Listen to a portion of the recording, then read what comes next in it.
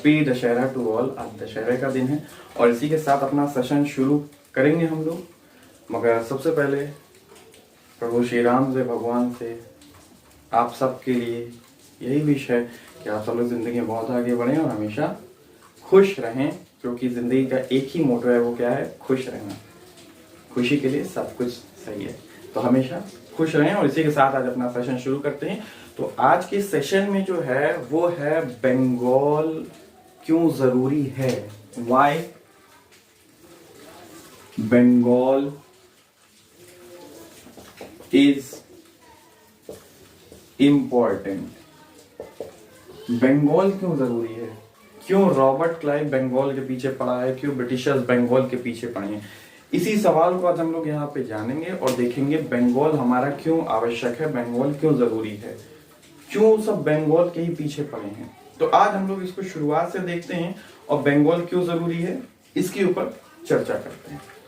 ठीक है, तो देखिए बंगाल क्यों जरूरी है, क्योंकि Bengal is the wealthiest state ever ever ever. Bengal सबसे अमीर है,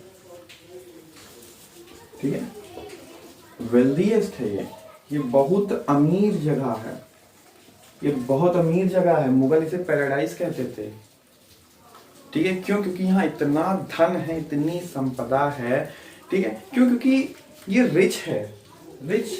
रिच है किसमें? रिच है, रिच इन रिवर्स। भाई ये रिवर्स जो नदियां हैं उसमें रिच है, ठीक है। और मैंने आपको एक नदी का उदाहरण दिया था, हुगली नदी के किनारे, ठीक है, अंग्रेजों ने अपनी बस्तियां बनाई थी और वहां पे कैसे होता था। तो यहाँ पे आप देखो हुगली है एंड सुंदरबन डेल्टा है, ठीक है, बंगाल टाइगर। आप मतलब उस पास्ट से प्रेजेंट में अगर मिलाओगे तो आज भी देखोगे तो बंगाल इन सब चीजों में काफी रिच है, ठीक है। आज तो जस्ट उसका कुछ अंश बचा है छोटा सा, जो हमारे पास वेस्ट बंगाल के रूप में है। वरना बांग्लादेश और जब बंगाल और जो पुराना मैंने बताया था एंड बिहार और उड़ीसा, जब सब कुछ कवर अप करके जो बंगाल बनता था वो बहुत ही रिच था। इवन जब हमारा देश आजाद हुआ तो जो रॉ मटेरियल, जो कच्चा माल होता है जिससे बनाया जाता है, वो इधर रह गया, ठीक है, जैसे जूट और वो सब, और उसकी इंडस्ट्रीज उधर चली गई थी, ठीक है। जब डिवाइड हुआ तो ऐसे कई इंडस्ट्रीज उधर चली गई, रॉ मटेरियल वाला सेक्शन इधर रह गया हमारे पास। तो वो इंडस्ट्रीज बिना रॉ मटेरियल के क्या करेंगी और यहाँ रॉ मटेरियल बिना इंडस्ट्रीज के क्या करेगा। तो इसी तरह और आज जो हमारा देश गरीबी की ओर जा रहा है, इसका एक ये भी कारण है, गरीबी की ओर नहीं, सॉरी ये शब्द गलत होगा, गरीबी की ओर ना बोल के ये जो थोड़ा सा जो इकोनॉमिक डिसबैलेंस है, ठीक है, तो ये भी एक यही मेन कारण है। क्योंकि हमारे जो मेन रिचेस्ट वेल्थीएस्ट स्टेट्स थे, प्लेसेस थी, उसे अंग्रेजों ने डिवाइड कर दिया, ठीक है। अभी हम लोग देखेंगे कि कैसे 1576 में कैसे वर्ल्ड का 12% जीडीपी देता था। वर्ल्ड का 12%, यू कांट इमेजिन, वर्ल्ड का 12% जीडीपी देता था। तो सबसे पहले हम लोग शुरू करेंगे इस बंगाल को, ये कहते थे गैंगरिड, ठीक है, बंगाल कहा जाता था गैंगरिड। अब गैंगरिड कहता कौन था? गैंगरिड इसको कहता कौन था? गैंगरिड कहते थे इसको ग्रीको रोमन राइटर। जो ग्रीक और रोम के जो राइटर्स होते थे वो उसे गैंगरिड कहते थे। मीन्स आपको स्टोरी बताता हूं, 1st सेंचुरी बीसी, ठीक है, तो 2nd सेंचुरी एडी तक जितना भी ग्रीक रोमन राइटर्स लिखते थे वो कुछ लिखते थे गैंगरिड। तो जो हिस्टोरियन तो उन्होंने देखा कि गैंगरिड ये है क्या। तो जब उन्होंने इसे फाउंड आउट किया तो देखा इंडियन सब कॉन्टिनेंट में एक प्लेस है, ठीक है, जैसे इन्होंने उसकी विशेषता बताई थी वैसे ही चीजें उन सबसे मिल रही थी। और वो एक्चुअली में तब पता चला कि ये जो गैंगरिड था ये बंगाल था। गैंगरिड था, ये क्या था? यही बंगाल था, ठीक है। तो ग्रीक रोमन राइटर्स ने इसे कहा है गैंगरिड, मीन्स बंगाल को उन्होंने बताया है। और एट दैट टाइम उन्होंने बताया था कि ये वेल्थीएस्ट है, ठीक है। फिर आपको ले चलते हैं अब मुगल एम्पायर। मुगल एम्पायर ने इसे पैराडाइज क्यों कहा है? देखिए मुगल एम्पायर आपको पता है 1526 में जब बाबर आता है तब से मुगल एम्पायर की स्टार्टिंग है, ठीक। उससे पहले सल्तनत पीरियड था, देन मुगल एम्पायर।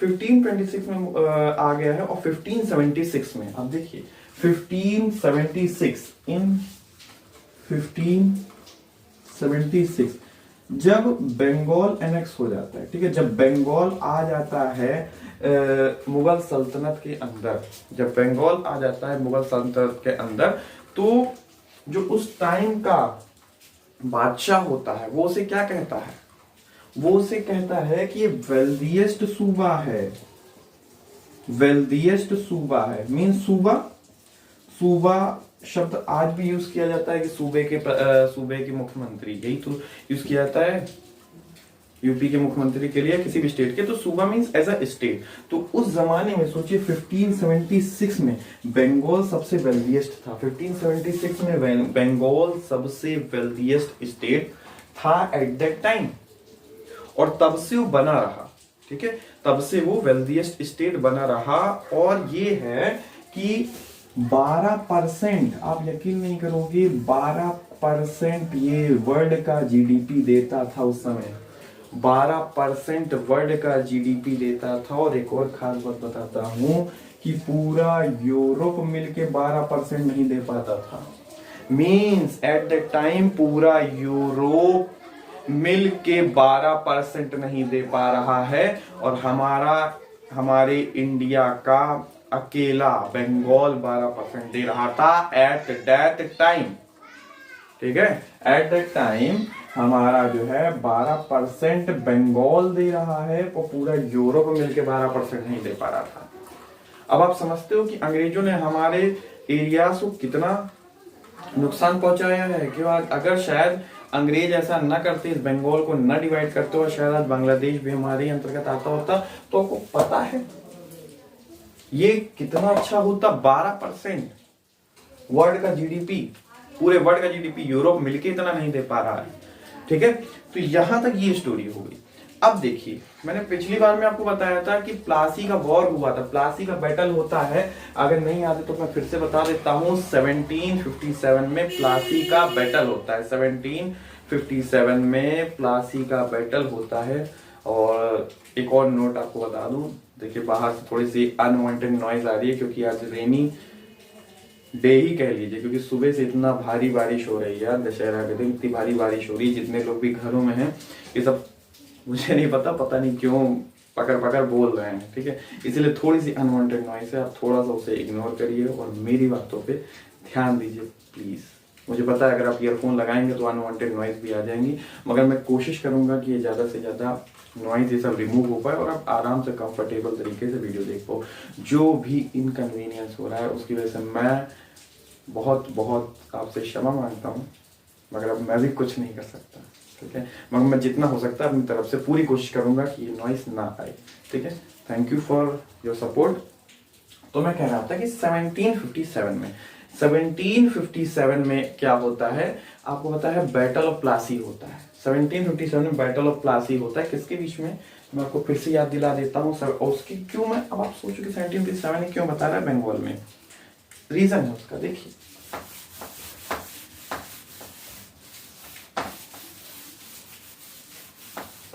देखिए 1757 में बैटल ऑफ प्लासी हो रहा है, समझेंगे। 1757 में क्या हो रहा है, बैटल ऑफ प्लासी,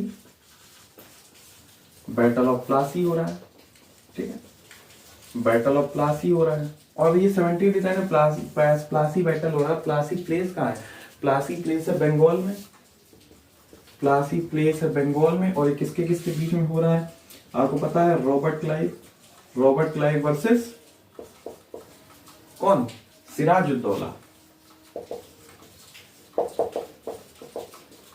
सिराजुद्दौला के बीच में हो रहा है बैटल, ठीक है। Robert Clive versus Sirajuddaulah. Sirajuddaulah के पास 50,000 सोल्जर्स हैं, रॉबर्ट क्लाइव के पास 10,000 सोल्जर्स हैं। बट विनर कौन होता है, रॉबर्ट क्लाइव, क्योंकि सिराज की तरफ से एक व्यक्ति है जिसका नाम है, एक नहीं एक्चुअली 5 व्यक्ति होते हैं, बट उसमें एक जो सबसे ज्यादा बदनाम है वो होता है मीर जाफर, ठीक है। मीर जाफर जो होता है सिराज का सेनापति होता है, मुख्य सेनापति होता है, ठीक है, चीफ कमांडर होता है।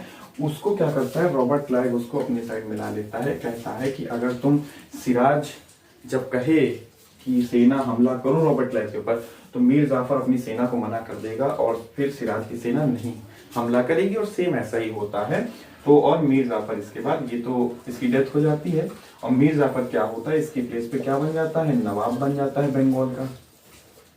इतनी कहानी समझ में आई, बंगाल का नवाब बन जाता है। ठीक है, तो इस बैटल ऑफ प्लासी में एक व्यक्ति है जिसका मैंने नाम बताया रॉबर्ट क्लाइव। अब रॉबर्ट क्लाइव के बारे में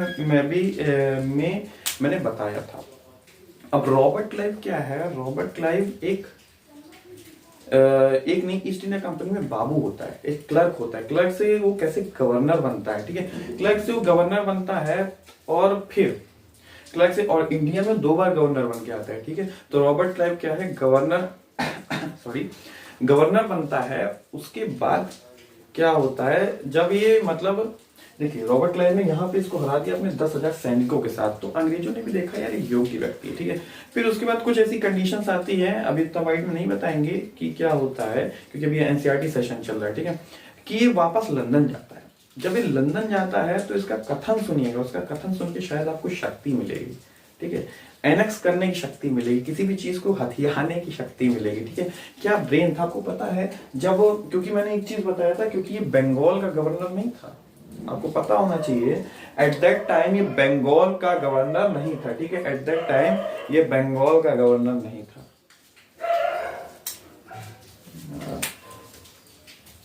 ठीक है, एट दैट टाइम ये बंगाल का गवर्नर नहीं होता है। ठीक है, ये होता है मद्रास का नीचे का गवर्नर। ठीक है ना, यहाँ पे है बैठा है। ठीक है, और इतने सेक्शन में है बंगाल। ठीक है ना, ये सेक्शन में है बंगाल और ये भाई साहब यहाँ मद्रास में बैठे हुए, मद्रास मीन्स प्रेजेंटली चेन्नई बैठे हैं। ठीक है, और यहाँ से अपनी सेना लेके जाते हैं। तो जिस दौरान ये सेना लेके जा रहा होता है, इसको भी नहीं पता होता है मैं जीतूंगा कि नहीं, बट इसका कॉन्फिडेंस इस लेवल पे होता है कि ये सेना लेके चला जाता है एनेक्स करने में। आप यकीन मान सकते हो, ओनली 10,000 एंड 50,000, 10,000 आपके पास है और 50,000 वहां खड़े हैं। आप उम्मीद कर सकते हो कि आप जीतोगे, मगर रॉबर्ट क्लाइव ने उम्मीद रखी और जीत गया। और आज हिस्ट्री में हम लोग इतने सालों बाद उसका नाम पढ़ रहे हैं। ये होती है ताकत सोच की। ठीक है, तो जब ये जीत गया तो उसके बाद फिर लंदन में जाता है। जैसे आज पार्लियामेंट में आप लोग देखते हैं सारे नेता लोग जो होते हैं, नेता नहीं सॉरी मंत्री कहूंगा, इतने मंत्री लोग होते हैं, ये क्या करते हैं, बयान देते हैं।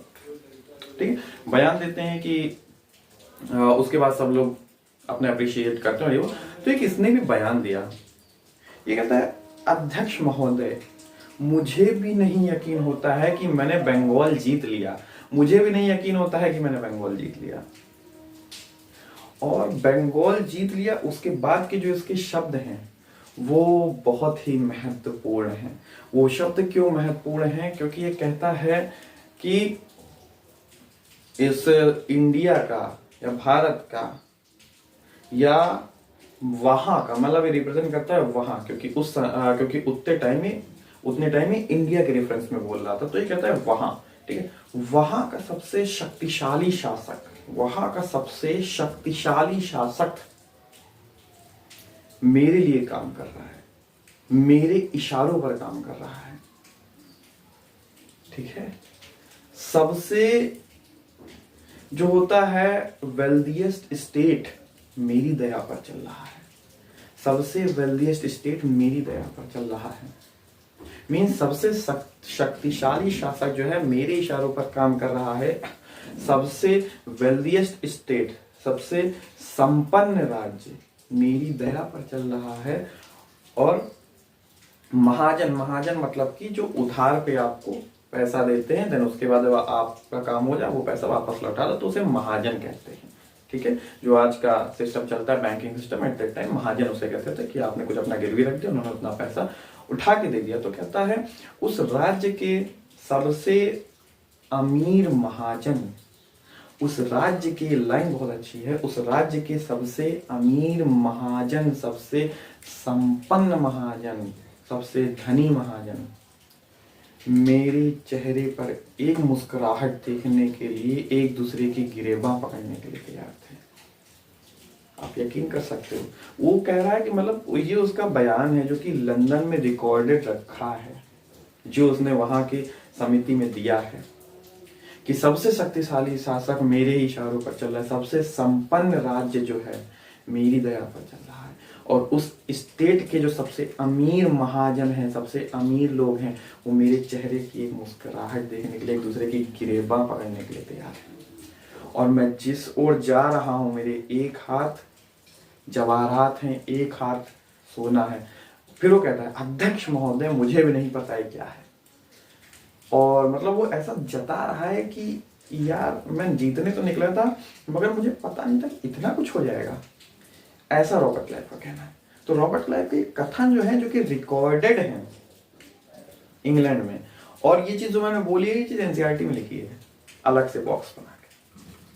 सोचिए, तो बंगाल का ये रुतबा था। तो बंगाल एट दैट टाइम इसलिए इतना अमीर था। और पता है वो सबसे बंगाल में क्यों, क्योंकि बंगाल में क्या है बहुत ढेर सारी इंडस्ट्रीज है प्रेजेंटली। अगर आज आप देखो कभी बांग्लादेश का अगर आप देखना तो वहाँ पे देखना, ठीक है, हम लोग अपने सेशन के एंड की ओर जा रहे हैं, तो वहाँ पे क्या है सबसे ज्यादा इंडस्ट्रीज हैं।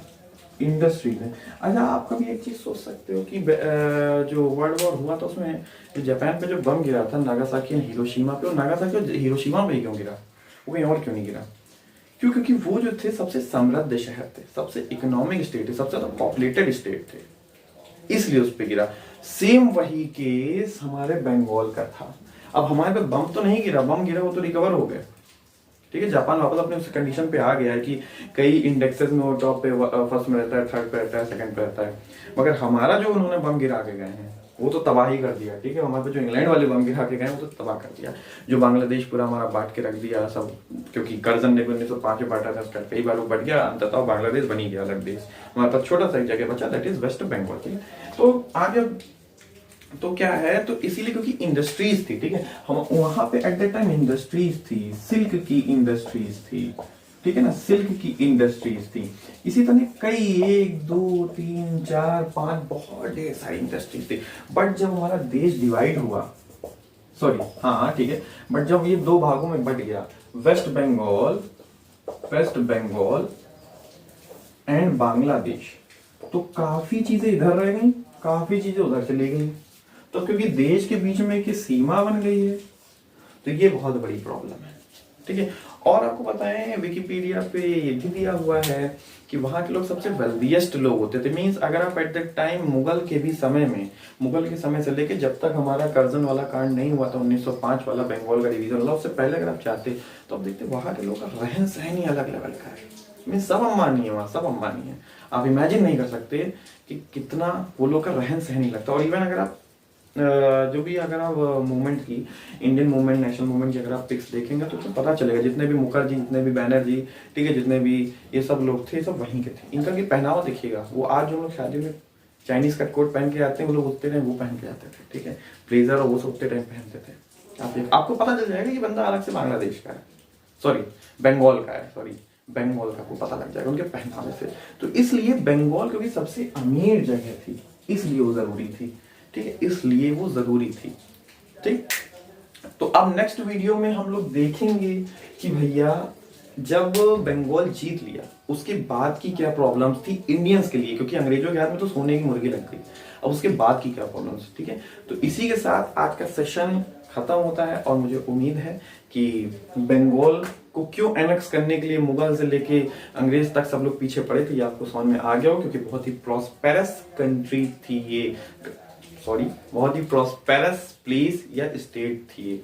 ओके, तो इसी के साथ आज का सेशन खत्म होता है और मैं अगेन आप लोगों को हैप्पी दशहरा, हमेशा खुश रहिए, क्योंकि लाइफ का मोटो क्या है, खुश रहना। और अगर आपको पसंद आया हो तो लाइक एंड सब्सक्राइब और कमेंट भी कर दीजिएगा, क्योंकि आपके कमेंट से मुझे पता चलेगा मेरे वीडियो में क्या प्रॉब्लम है और उसको हम लोग आगे सुधारने की पूरी कोशिश करेंगे। Thank you for all your support, और आपने इतना ध्यान ला के सुना उसके लिए बहुत बहुत थैंक यू। जय हिंद, जय भारत।